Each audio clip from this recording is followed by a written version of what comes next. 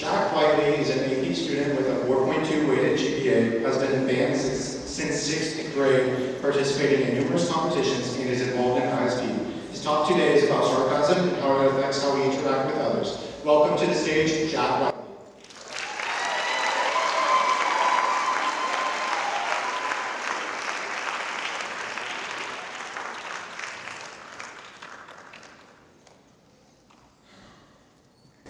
Sarcasm is strange.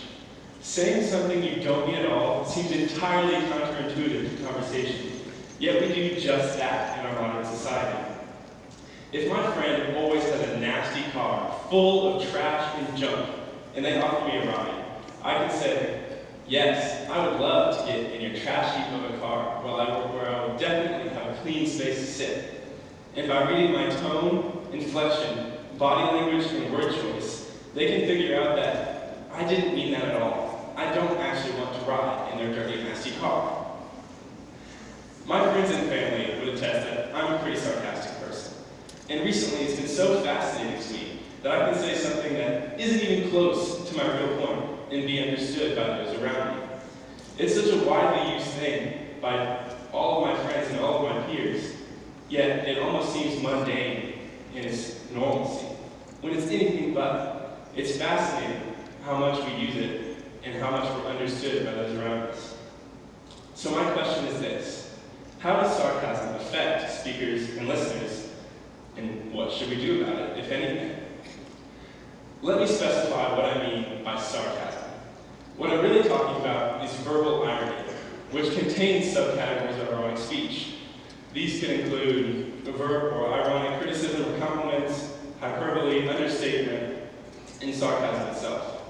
Sarcasm is generally defined as the use of irony to mock or ridicule, but verbal irony as a whole is the intentional use of an insincere statement to convey some other meaning. Interestingly though, this meaning can't be tied down to just one word. If somebody's ironically described as brave, it doesn't necessarily mean afraid or cowardly, which are the antonyms. It could also mean dense or weird or foolish, depending on the context of its use. And this is where the challenge lies in interpreting sarcasm. It's an entirely contextual thing with no set pattern or formula to decipher. It requires a knowledge of the person you're talking to in order to be effectively used. And it's when you use sarcasm and irony with people that you don't know that the risks emerge. So what are these risks or potential downsides? Well, at the most basic level, you run the risk of being misunderstood. If I like somebody's shoes, and I'm like, please never let me wear your shoes, I never want to wear those, those are so ugly, and I don't convey my sarcasm, or they don't pick up on it, they'll think I'm just weird and insulting their shoes. And similarly, irony and sarcasm can come across as condescending or rude. A study at Harvard says that the most obvious potential consequence of ironic remarks is interpersonal conflict. And a study at Calgary notes that ironic compliments and criticisms are generally viewed as more insincere than their genuine counterparts.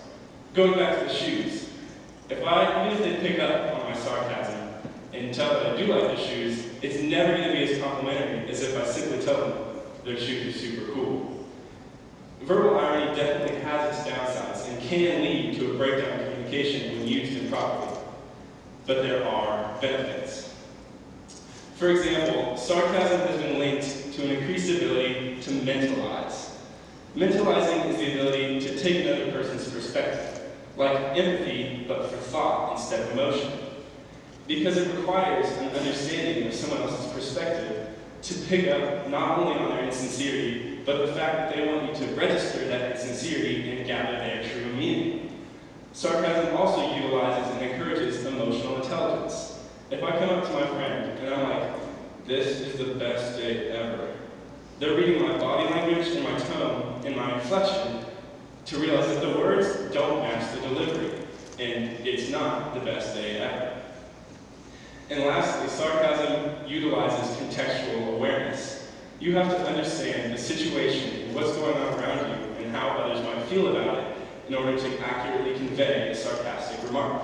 And listeners have to do the same thing. They have to take every statement in and contextualize it with who's saying it in order to understand what they're really trying to say.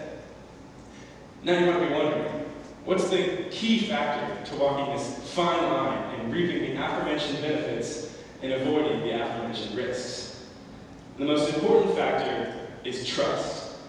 Knowledge and the quality of a relationship of who you're talking to is the most defining factor on the appropriateness and humor of a sarcastic remark. A study at Calgary found exactly that when participants were asked to rate ironic dialogues based on their appropriateness and humor, based on variable relationship qualities. They found that closer and more trusting relationships make sarcastic remarks funnier, more appropriate, and less violent. To rephrase, mutual trust is necessary for sarcasm to be funny and appropriate. And for it to be funny and appropriate, you have to know who you're talking to.